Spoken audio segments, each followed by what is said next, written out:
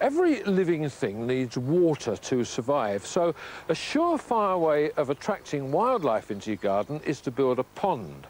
Now, if your garden's very small, the pond can be small too, so I'm going to make one out of my old dustbin.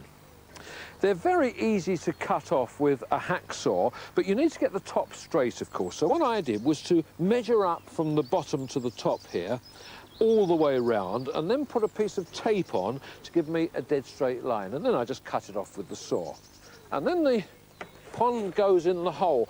It's important to put it in a hole because that will keep the water cool and clear from green algae. Now, obviously, you need to get it level because water will, of course, find its own level all the time. So level it in with a spirit level first of all, and check it both ways. That's about right. Now, when you come to fill in the soil around the sides, bear in mind that the plastic is really quite flimsy, and it will be very easy to distort the shape of the pond as you're backfilling. So what you need to do is to fill up the pond with water as you're putting in the soil. And it's exactly the same story if you've bought one of those preformed plastic ponds from the garden centre.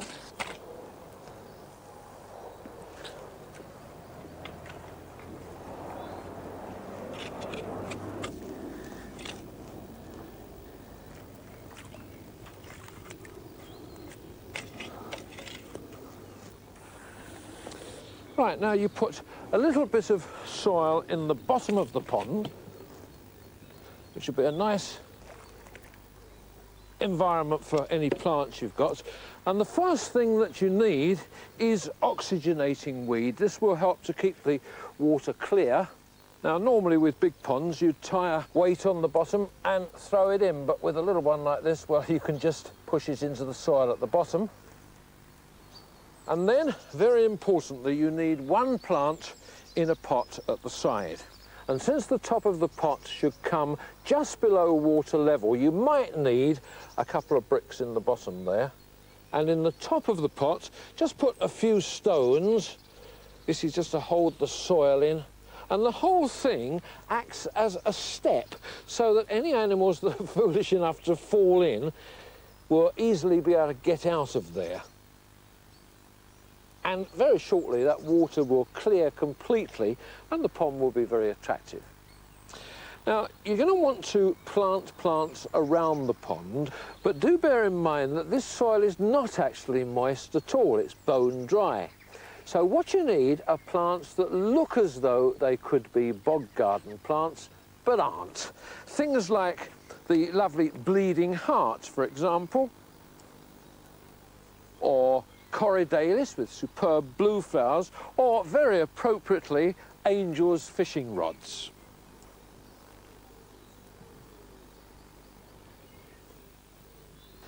And the summer, that's going to look splendid. Now, you remember that little pond that I made the other week out of half a dustbin? Well, when I left, it was pretty murky, but now it's gone as clear as a bell because there's a little bit of oxygenating weed in the bottom, the mud has settled, and the iris is settling in quite nicely. And now what I want to do is plant a water lily. Now, you may think that a little pond 18 inches across is too small for a full-size lily. Well, it is really, but there are some varieties that would do very well. This one, for example, is called Laedekeri, and the Pygmaea varieties are also very good too. Now, this is the way that it will come to you, and you can see that the leaves on here are really pretty tatty, and quite honestly, they've had it. So the first job is simply to cut those off. Now, you'll remember that I put some soil in the bottom of the pond when I made it, so all you've got to do now, quite honestly, is simply to push it into the soil at the bottom, where that'll root, and soon the leaves will come right up to the top, and of course the flowers as well.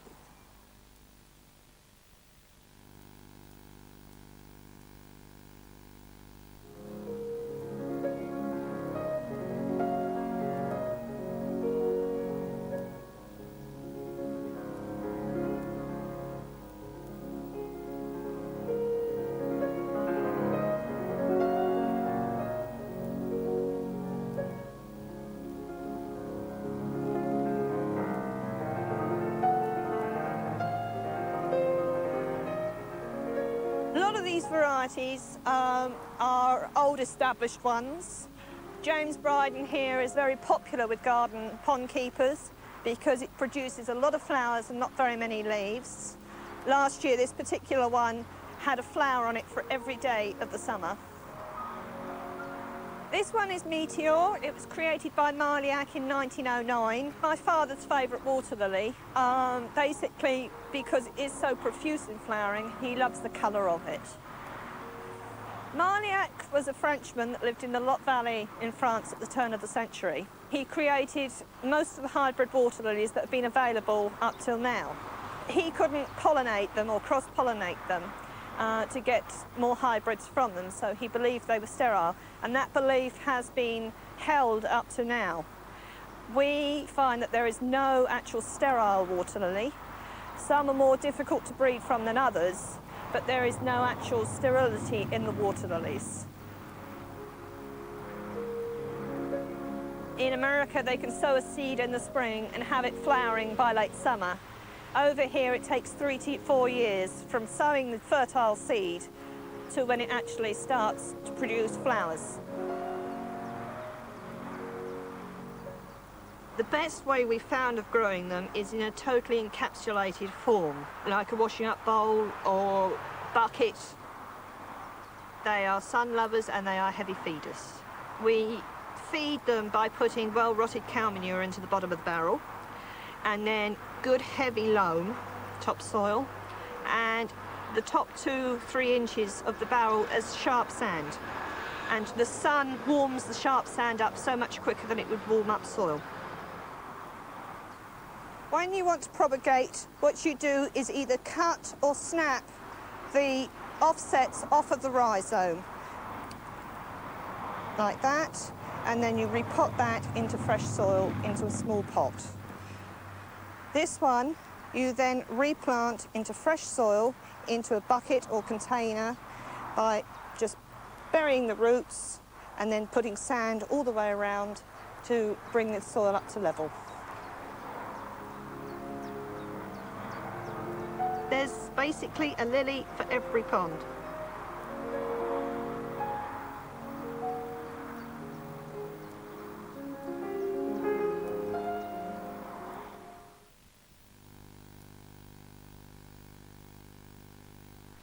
Now, the Great Stream project continues.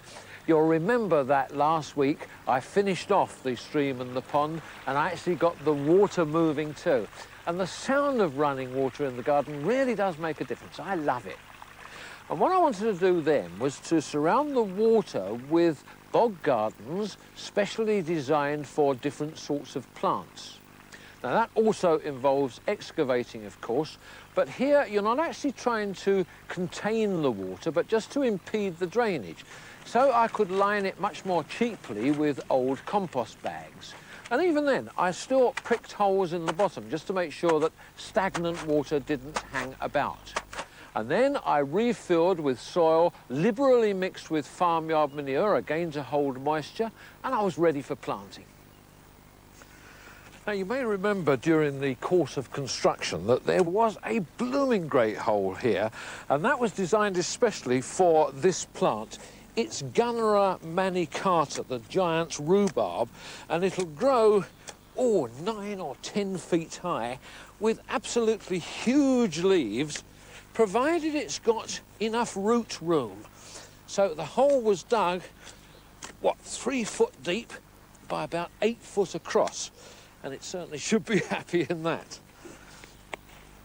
Now, we'll get him in there.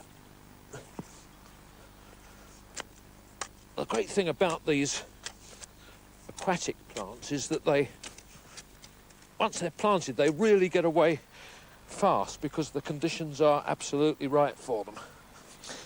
Now, the bit of bog garden over here is much shallower. That's no more than 9 inches to a foot deep. And that's designed for shallower rooting plants like the primulas here and the trollius and the astilbes. But it's planting the pond that really brings out the 11-year-old in me. Now, you can probably see that the water looks a bit pea soupish at the moment, and that's because it hasn't got any of this stuff in it. This is oxygenating weed, which will provide oxygen in the water and make it become clear again. And all you've got to do with this is to tie it to a stone and throw it in. And that will soon root into the bottom and grow away like mad. With marginal plants, the first thing to do is to find out what sort of depth of water they require, because it does vary quite a bit. Things like this rush, for example, want to grow under about a foot of water. So you push that in there, into the mud, like that, and that will root into the bottom there and grow away quite nicely. But things like the marsh marigolds here need 2 inches or so, or they'll just grow in the mud at the side. But when it comes to planting water lilies, you're much better off to contain the roots of those in a pot. With these small mesh baskets, there's no need for a Hessian liner, so you can just put soil straight in. And I'm using ordinary garden soil, and then the lily goes on top of that. If you've got any damaged leaves like this, it's a good idea just to cut them off because they'll die anyway. And then I like to put a big stone on the top just to hold the lily down, and then some gravel over the top of that to keep the soil in. And then it needs a good watering. Again, just to settle the soil in around the plant. And then I'm going to poke some strong string through the basket, through one side, and then down through the other side. This is so that I can lower it into the pool. Now, this is where I need some help. Can you give me a hand, Ian, please? And we should be able to get this into the pool quite easily. Now, this variety is escarboucle, and it needs about 3 feet of water. But we're going to introduce it gradually by putting it round about a foot deep now, and when the leaves reach the surface, then we'll move it in a bit deeper. And eventually that will give me some superb flowers. But of course, I've got to be patient. Now, I thought I had finished planting the bog garden, but then I discovered these carnivorous plants, and I think they're really beautiful. And amazingly, some of these Sarracenias are actually hardy, and they're ideal subjects for my bog garden because they must have a very moist situation. And I've got just the spots here, because what I did when I built the feature was to bring the liner right up to here. You can just see it actually poking out there. And then I built a wall of stones around the front, refilled it with soil so that these plants here will actually have their roots in water.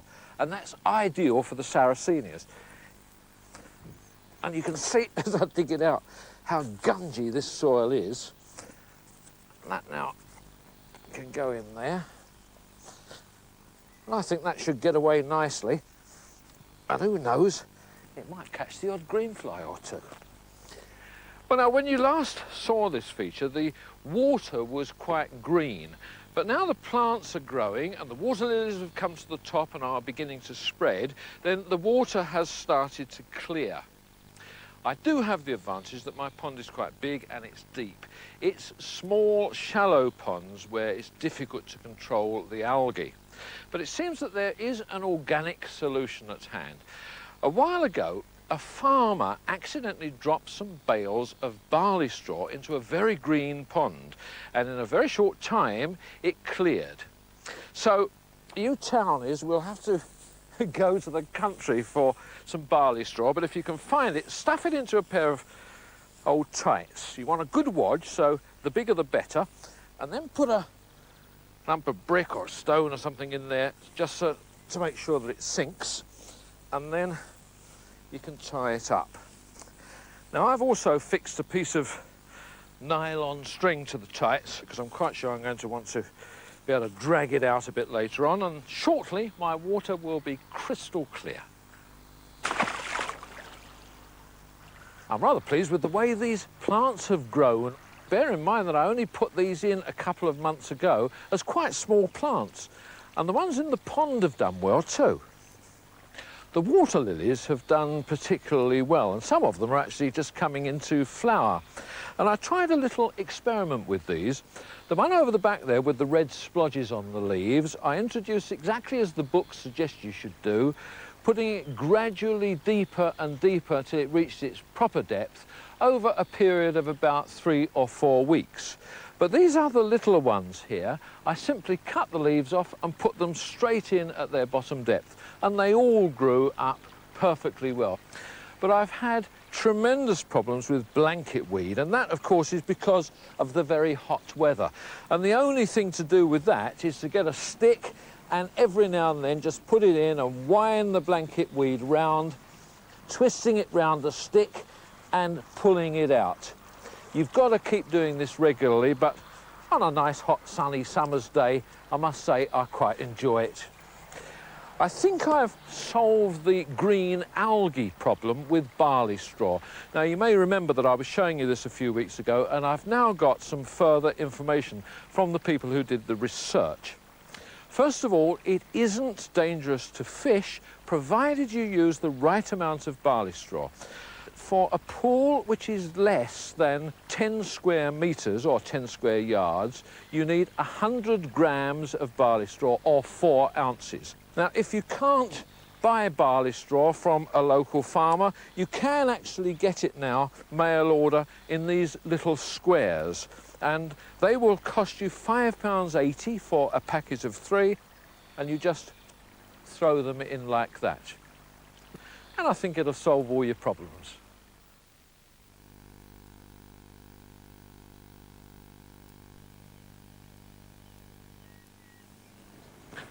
John's nursery consists of a series of water-filled trenches where he grows aquatic plants for sale. And along the edges, clear of the water, he grows bog plants to create a beautiful garden. But John, the garden at this time of the year is looking really splendid. Thank you very much. It's probably the best time. The primulas are looking particularly good at the moment, and what's that yellow one in the front there? This is Florindi, which is a sort of mop head in habit. It has a wonderful perfume and comes in a number of different colourways. This is yellow, but there are rusty oranges and reds as well. You've got a pinkish one at the back of that too. What's yes. that? This is Candelabra in form. It's a hybrid between Beesiana and Bulliana. The hybrids come under a multiplicity of very attractive marketing names like Hawaiian Holiday or Mexican Tropical Evening hybrids. But I normally recommend that people buy one each of the parents, Beesiana and Bulliana, and make their own. It'll happen quite naturally. In front of you there is a mimulus, which, as far as I'm concerned, is a bit of a weed. Yes, it certainly is. Though recommended in so many of the books, it is not a plant for small gardens, and it can be a damn nuisance. Yeah. And things like bulrushes, too, are to be avoided. They are. So many bog plants and marginals that are sold are, in fact, British native plants. And when released from natural competition, they can strangle the family cat in days.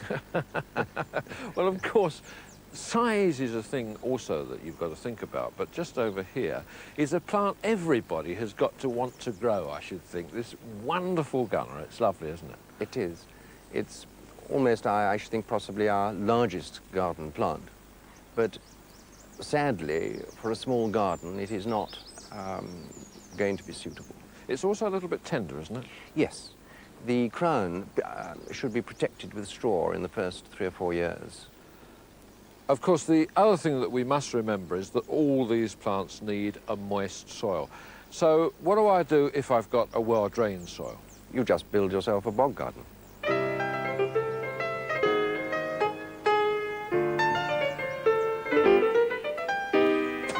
The first thing we're going to need to do is move the plants.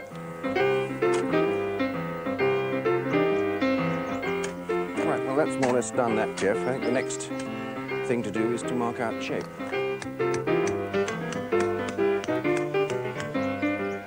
That looks about right. Now all we've got to do is dig it out. About 1.5 feet to 2 feet, I think.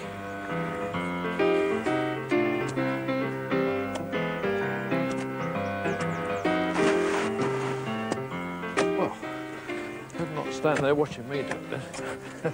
Well, I rather enjoy that. We've now got a graduated depth. It's about 2 feet over that side and about 10 inches up here. When we put the plastic in and fill it up, which will give us a different amount of wetness, so that you can grow in this hole a wider variety of plants. Now that looks a lovely drop of stuff. That's well-rotted horse manure, which is the material that will really hold the moisture. This looks like just ordinary builder's plastic, John. Yes, it is. There won't be any deterioration due to the... No, so you could actually use light. clear plastic too, and it needn't cost a fortune. No.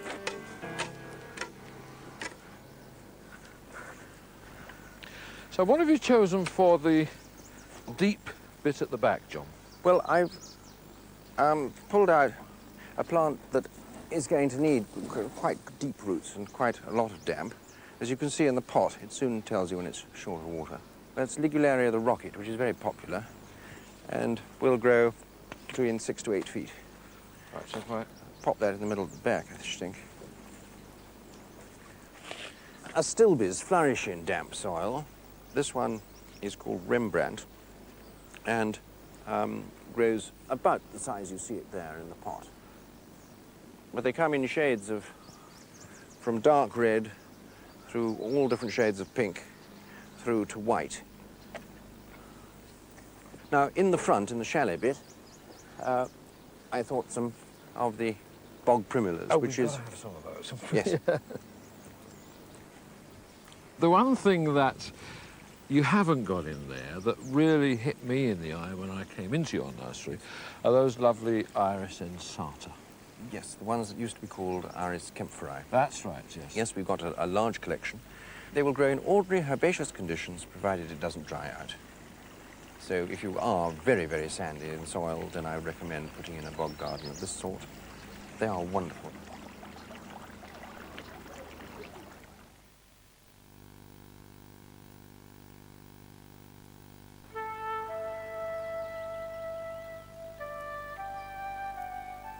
On the west coast of Ireland, the climate and conditions present gardeners with a rather special set of opportunities and challenges.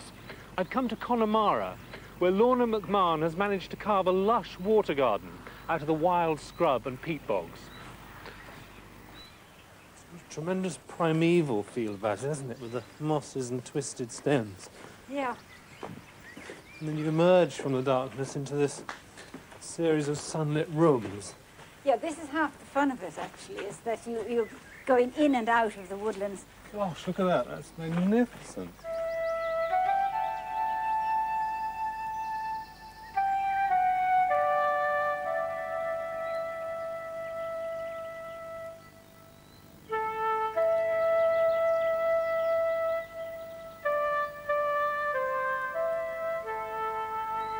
I went, actually, by Beth Chatter's damp garden to start with, because I'd never grown anything on bog before. So I tried to work out from her, and then by experiments, what actually liked their feet solidly in water all the time. Quite a lot of daylilies. Yes, there's a particularly good one over here now. That's pink damask. Oh, right. And I like that particular one. It's actually, it comes at this time and is quite striking looking. And they don't mind having their feet permanently in the wet? No, they love it. They actually love it. The bog field, I had no choice. You had to grow things that like the feet in water. That's your biggest area, isn't it, the bog garden? Yes, I suppose it is, and it was the most daunting because it was, once you cleared it, you had a lot of clearance to do in the first place, and then you were starting off with very difficult conditions to grow on, really. Because, I mean, peat doesn't have many nutrients, does No. it? So for a lot of plants, it's not a very good medium. No, I actually have to feed. If I want things to grow well, unless it's things that don't need much feeding like heathers, you actually do have to feed practically all the time. I tried to, before I started, when I arrived first, before I killed anything off, I rescued the orchids, and the Lythrum came back anyway, and I was delighted to see its great value. Wonderful. There's a tremendous show of colour this time of Yeah. year, isn't it?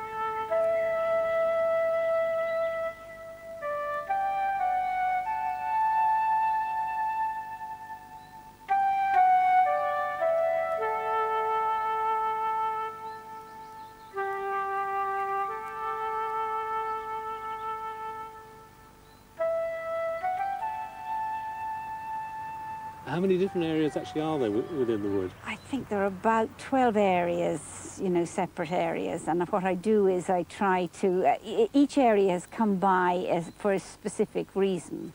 And I've had fun developing it, and then I move on to the next. It's terribly, it's mad, I know. This area here was like a jungle-like thicket, and it was very difficult to get your way through it. You've had to machete your way through. Yeah, that's quite literally. And then the stream was there, but I could hear it and not actually see it. That's a good partnership, isn't it? The hydrangea and the flame flower. Yeah, that worked very well, actually. Terrific annual. I mean, that's all 1 year's growth, isn't it? Yes, and it doesn't necessarily mean it'll grow in the same place next year, Right. you know. It's fortuitous, really. Imagine it's a bit of a weed, isn't it, in parts of the garden? It is. I love it there, but there are lots of other places I could do without it, and it still is there. It'll grow only where it wants to grow, and it doesn't grow anywhere else. How did you set about converting the bog into a garden? I suppose what I did was I killed off all the reeds and the bog grasses and everything I didn't want, and I saved some of the plants that I did want. And then I dug drainage channels and then built my paths to try to have something to walk that you didn't sink into, basically. Water's obviously been a sort of guiding factor, hasn't it? I mean, not just the pools and the streams, but the phenomenal rainfall that Conamara gets. This is one that you get to live with. I come from Dublin originally, and we have about 25 inches in Dublin. It's 72 or roughly that down here. You just get used to working in the rain, quite simply. I don't mind the rain, though, because in fact the rain does a lot of good to your plants, and once you get used to working in it, it's the wind is the worst factor to put up with here. Could use the natural features very well, the rocks and the... Well, here in particular, they actually all fit in very well. For a Japanese garden, Galway seems to have all the natural assets. We've water and moss and granite rocks and... That's a terrific stone up there. You're really lucky with that. I was delighted with that. There were a whole pile of things growing on, 5 trees and holly bushes and everything. And it just, my Mount Fuji arrived when I cleared it. It was great. Well, the garden has a very special atmosphere, Lorna. Thanks very much for showing us around. Not at all, a pleasure. Will you have a cup of tea before you go? I certainly will.